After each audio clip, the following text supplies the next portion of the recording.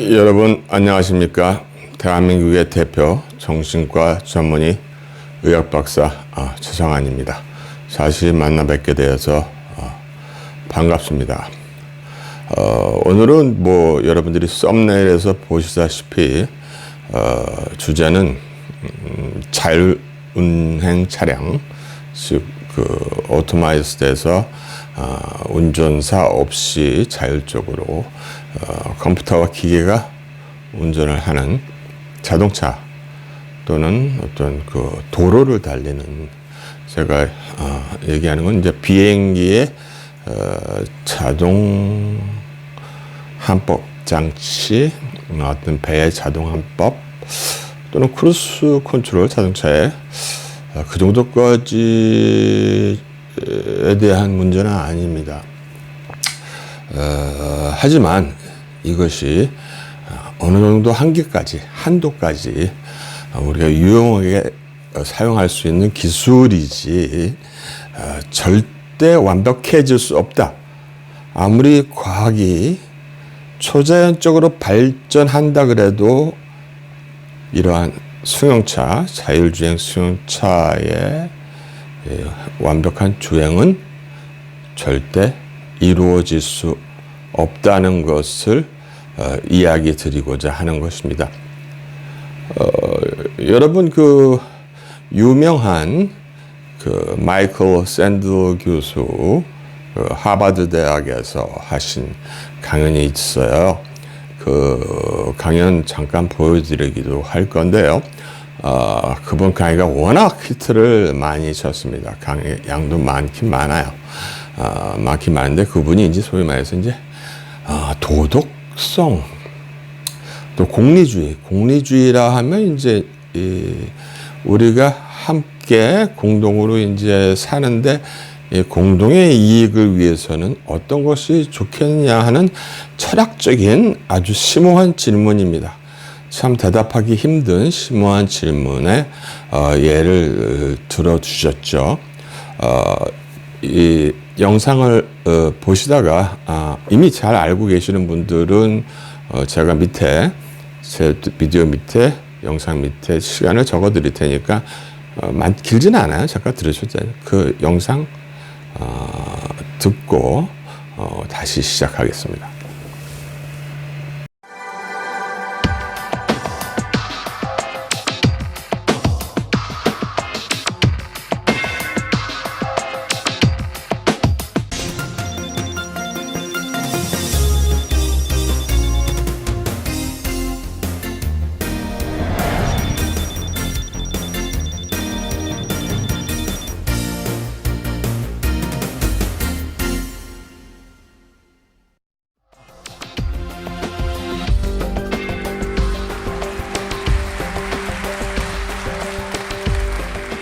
This is a course about justice, and we begin with a story.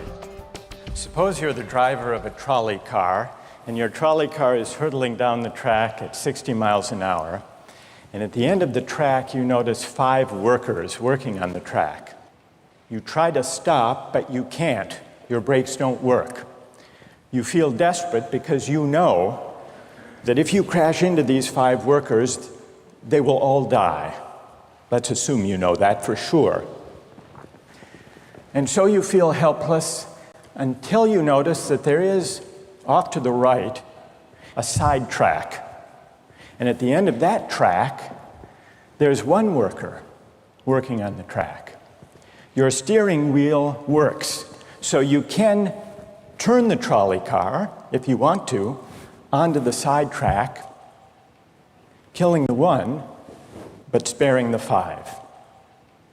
Here's our first question. What's the right thing to do? What would you do? Let's take a poll.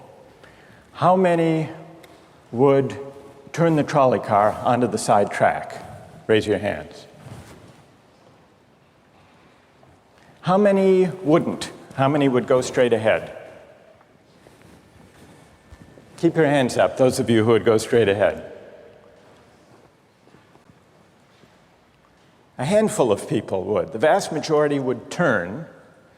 Let's hear first Now we need to begin to investigate the reasons why you think it's the right thing to do. Let's begin with those in the majority who would turn to go onto the side track. Why would you do it?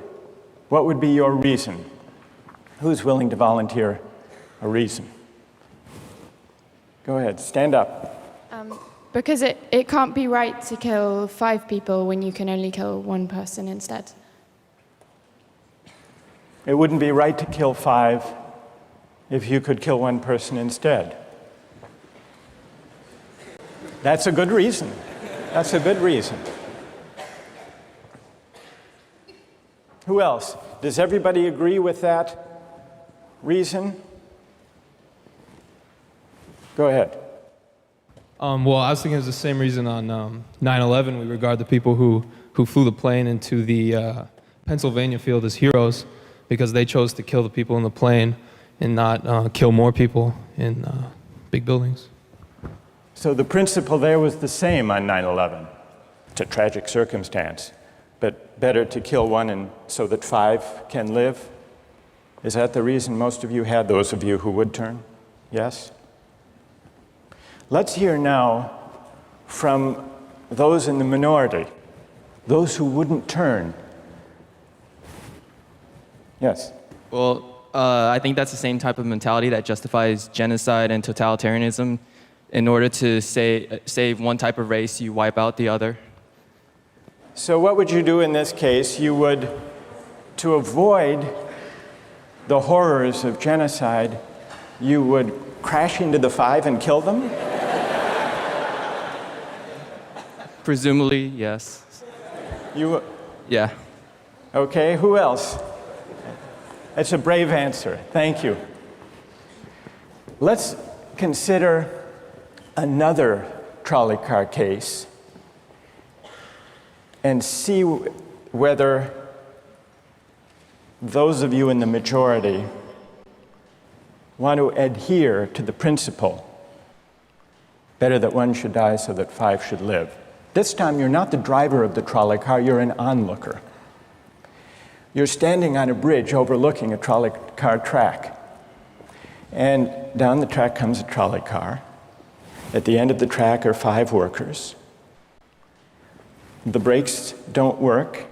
The trolley car is about to careen into the 5 and kill them. And now, you're not the driver.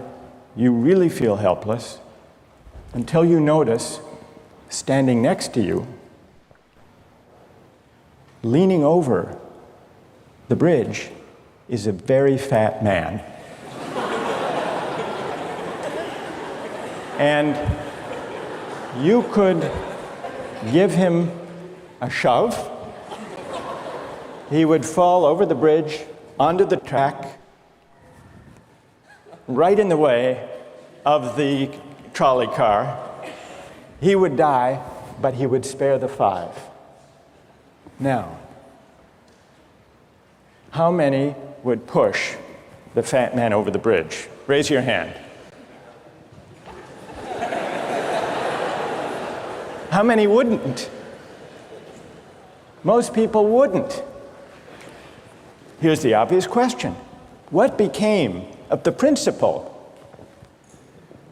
Better to save 5 lives even if it means sacrificing 1. What became of the principle that almost everyone endorsed in the first case? I need to hear from someone who was in the majority in both cases. How do you explain the difference between the two? Yes? The second one, I guess, involves an active choice of pushing the person down, which I guess that person himself would otherwise not have been involved in this situation at all. And so to choose on his behalf, I guess, to involve him in something that he otherwise would have escaped is, I guess, more than what you have in the first case, where the 3 parties, the driver and the 2 sets of workers, are already, I guess, in the situation. But the guy working, the one on the track off to the side, he didn't choose to sacrifice his life any more than the fat man did he? That's true, but he was on the tracks. And you... This guy was on the bridge. Go ahead. You can come back if you want. All right. It's a hard question. All right. You did well. You did very well. It's a hard question.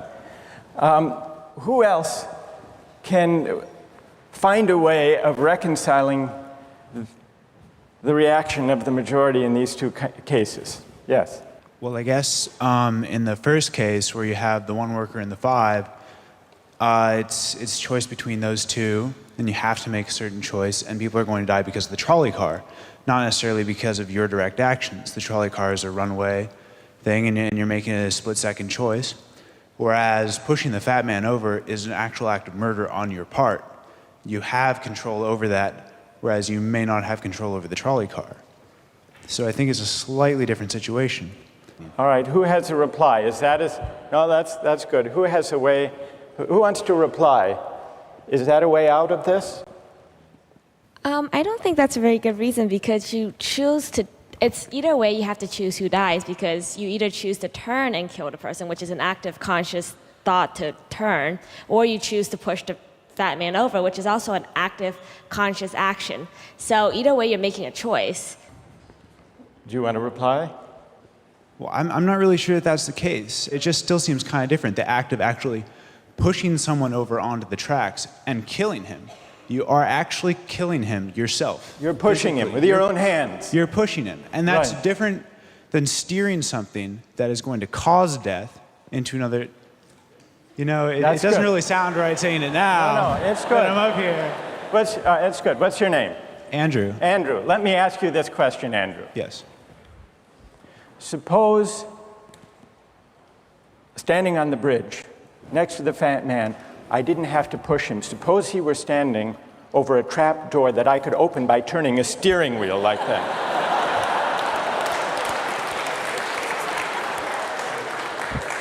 Would you turn? For some reason, that still just seems more wrong. Right? I mean, maybe if you accidentally like leaned into the steering wheel or something like that. But or say that the car is hurtling towards a switch that will drop the trap. Then I could agree with that. Fair enough. It still seems wrong in a way that it doesn't seem wrong in the first case to turn, you say. And in another way, I mean, in the first situation, you're involved directly with the situation. In the second one, you're an onlooker as well. All right. So you have the choice of becoming involved or not by pushing the fat man. Let's forget for the moment about this case. 예, 보시다시피 상당히 애매한 문제이죠. 어떤 것이 옳을까? 이게 이 얘기가 비대해지다 보니까는 원래 나중에 강의에도 조금 그런 게 추가가 되기도 하고 제가 지금 얘기하려는 주제도 같이 들어 있습니다. 즉 자기 파괴, self-destruction. 자동차에 승용차 또는 뭐 택시건 트럭에 자기 파괴 기능을 탑재하느냐 안 하느냐에 대한 기본적인 문제가 되겠습니다. 본 그 영상에서 뭐 추가된 게 또 뭐가 있냐면은 뭐 이런 식의 예까지 나왔어요. 가령 이제 차를 몰고 가는데 앞에서 사고를 피하기 위해서 좌회전을 해야 되고 뭐 아니면 우회전을 해야 되는데 좌측에는 76살짜리 할머니가 이 지팡이를 짚고 이렇게 꾸부정 천천히 걸어오고 계시고 우측에는 유모차, 아기, 6개월 된 아기를 유모차로 끌고 가는 젊은 엄마가 있는데 오른쪽으로 틀 것이냐, 왼쪽으로 틀 것이냐, 아니면 정면으로 박을 것이냐 하는 판단을 어떻게 프로그램 해야 될 것인가라는 의문이 생기게 되는 겁니다. 샌델 박사께서도 뭐 뒷부분에서는 그런 거에 대한 표현을 좀 하시긴 하셨습니다만은 우리들이 많이 놓치고 있는 것이 바로 그 부분입니다. 뭐냐? 자기 파괴 기능. 자기 파괴 기능. 아무리 과학이 발달해서 지금 여러분들이 보시면 이 자율주행에 대한 꿈이 이루어진 거는 많이 쉬워요. 그러니까 뭐냐면 관성함법 장치 INS라고 하는 Inertial Navigation System이라고 하는 그 우리 북극의 자기장을 통해서 이제 비행기가 자동차가 아니고 비행기나 배가 운행을 하다가 이제 미국에서 1980년대 레이건 대통령이 이제 GPS 군사용 GPS를 상용화시키면서 칼기 사건 때문에 시켰죠. 칼기가 격추되는 바람에 그런 기능, GPS 기능에다가 이제 컴퓨터 보정 기능, 컴퓨터에서 보정을 해줘요. 그러니까 여러 가지를 요즘 전기차 신기하다. 전기차들 나온 거 보니까 저는 무서워서 못 하겠어요. 뭐 띠디디디디거리고 뭐 잘 부대. 여기 이제 도로에 나 있는 이 라인, 흰색 라인과 노란색 라인과 여러 가지 구조물과 모든 여러 가지를 갖다가 접목한 기술이 되겠습니다. 카메라 기술과 그다음에 기계적인 브레이크라든지 여러 가지 속도 조절 장치까지 다 가미가 된 것이 하다 보니까는 사람들이 자율주행 자동차의 날도 멀지 않았구나 하는 이제 희망을 가지게 된 것이죠. 그래서 이제 자율주행 자동차는 사람의 핸들, 이게 핸들도 이제 핸들 있잖아요. 진짜 남 못 돌게 하려면 핸들 사이에다가 나무떼기 이게 딱 꼽아 놓으면은 핸들 돌리지 못합니다. 그러니까 자기가 필요할 때 핸들을 돌릴 수 있느냐 아니냐도 참 중요해요. 왜냐면 요즘 보니까 핸들이 그냥 주행할 때 쑥 들어가서 딱 잠겨버리더라고요. 자율운행 모드를 시작하게 되면. 이제 이 자율운행 차량의 장점은 결국 뭐가 완성을 시키게 되냐? 바로 인공지능, AI가 완성을 시키게 되는 겁니다. 우리들이 흔히 까먹고 있는 것은 뭐냐면 아무리 AI라고 하더라도 명령을 집어넣는 사람이 있다는 거. 명령을 엔터, 명령 프롬프트를 집어넣는 프롬프터가 있다는 걸 우리가 많이 망각하고 있죠. 즉 움직이지 않는 손이 이것을 움직입니다. 건드린 게 아니에요. 이렇게 쭉쭉쭉 도미노식으로 뭐가 이렇게 쭉 여러분들이 뭘 세워놨는데 한번 딱 건드리면 그게 쭈르륵 떨어지는 거, 넘어지는 거 도미노 현상이라고 그러죠. 손을 댄 거는 인간이에요.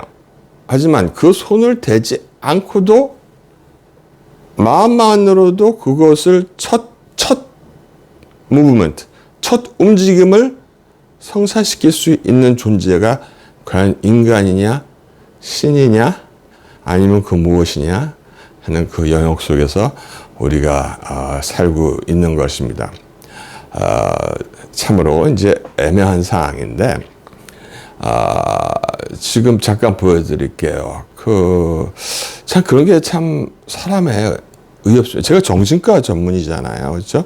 그리고 저는 정신과지만은 무슨 개인 정신치료 그쪽에는 관심이 없다기보다도 그것만 계속 해가지고는 자기 머리만 아파지고 세상에 도움이 크게 되지 않습니다.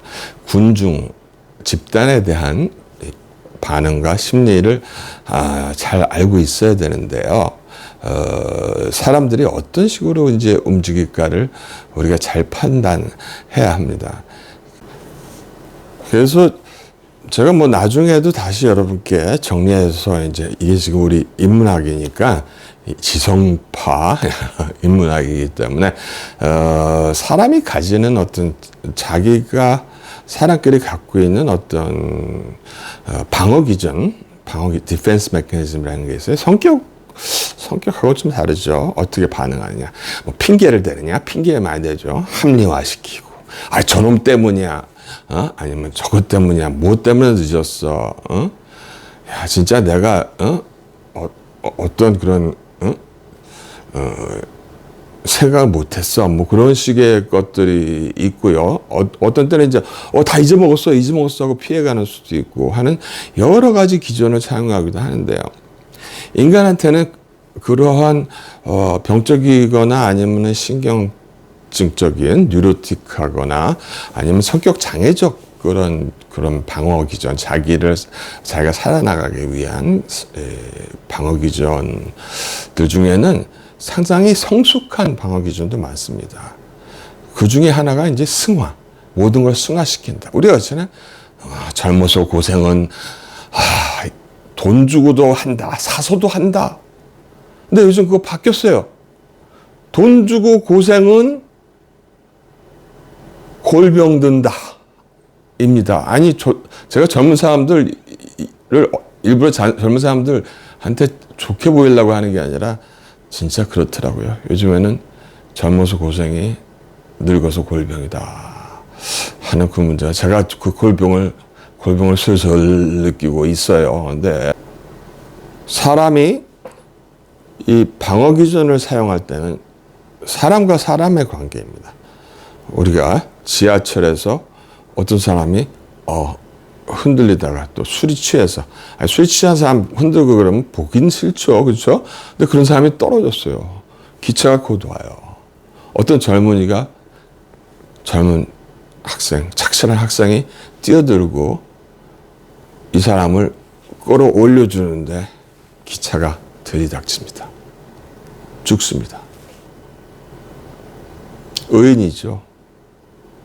이 살아난 사람, 이 사람이 쓸모없는 알코올 중독 주정뱅이라 할지라도 이 사람을 살린 행위 자체가 의인이에요. 이게 바로 어떤 숭고함이에요. 그게 바로 자기 희생이에요. 인간은 희생정신의 일부를 본연적으로 갖추고 있습니다. 희한하죠. 인간이. 그게 바로 방어기전 중에서 가장 숭고한 방어기전이고 애타주의, 알트루이즘, 남들을 사랑하는, 자기만 사랑하는 게 아니라 남을 위해서 목숨을 바칠 수 있는 그런 알트루이즘의 숭고함입니다. 그런 숭고함이 있기 때문에 있고, 근데 이 집단이 커질수록 그런 게 점점 사라져가요. 익명성, 즉 사람이 너무 많으니까 잘 모르는 상대, 아는 사람, 자기가 친하던 사람, 알던 동네 사람을 갖다가 함부로 숙청하거나 무슨 인민재판에 회부하기는 좀 찝찝하잖아요. 그렇죠? 하지만 모르는 사람에 대해서는 죄책감을 덜 느낀단 말이에요. 그렇다면 민족과 민족 간에, 나라와 나라 간에는 이 숭고함의 희생정신이 통할 수 있느냐, 애태주의가 통할 수 있느냐. 우리가 중국의 미래를 위해서, 일본의 미래를 위해서 한국이 중국의 식민지가 되어준다. 일본의 식민지가 되어준다. 그러면 나중에 우리 후손들이 역시 대한민국은 숭고한 나라였어. 애타주의 진짜 끝내줘. 끝장왕이야. 그런 얘기를 들을 수가 없는 것입니다. 그러다 보니 사람이 어떤 순간에 그 나라다 나라 그런 거 어떤 그 대결 구도나 큰 구조는 빼자 그랬잖아요. 개인의 생각에서 나타날 때 어떤 일이 벌어지냐면은 다음과 같은 일이 벌어집니다. 주로 비행기 조종사들 우리가 뉴스 볼 때 많이 볼 수 있어요. 뭐냐면은 주로 이제 전투기 조종사들 옛날부터 그렇죠? 항공기 조종사는 어차피 같이 소울이라 그래요. 몇 명의 영혼이 타고 있느냐. 패센저라고 안 합니다. 무전할 때는 How many souls are in your plane? 하면 400 souls, 300 souls 그렇게 얘기합니다. 300 souls,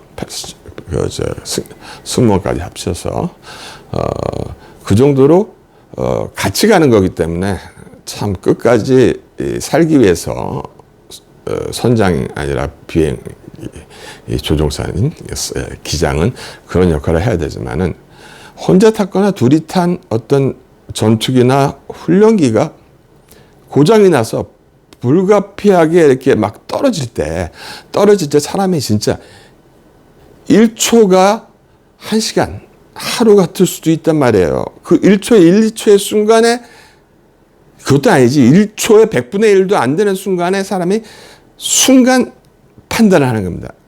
어떻게 할 것이냐. 아니 비상 탈출 버튼을 눌러서 비행기에서 사출돼서 비행기 조종석이나 보조석이 사출돼서 나와서 낙하산에 탁 펴져서 내가 탈출할 수 있는 기회가 있는데도 불구하고 내가 그냥 탈출했을 때 이것이 민가나 도심지나 사람들이 사는 곳에 떨어져서 피해를 줄까 봐서 그 갈등이 진짜 100분의 1초 사이에 왔다 갔다 하는 겁니다. 어떻게든 그걸 안전한 지역에 갖다 받기 위해서. 그래서 산등성에 받고 논에다 받고 죽는 겁니다. 죽어버리는 거예요. 남을 살리겠다는 일념에 자기가 탈출할 수 있는 기회를 놓치고 끝까지 조종칸이나 기기를 잡고 있다가 그런 일을 당하는 겁니다. 그게 바로 인간이 갖고 있는 바로 AI나 로봇이나 기계가 가질 수 없는 아무리 어떤 프로그램을 짠들 그거는 있을 수 없는 인간의 영의 문제예요. 영이 결정하는 문제입니다.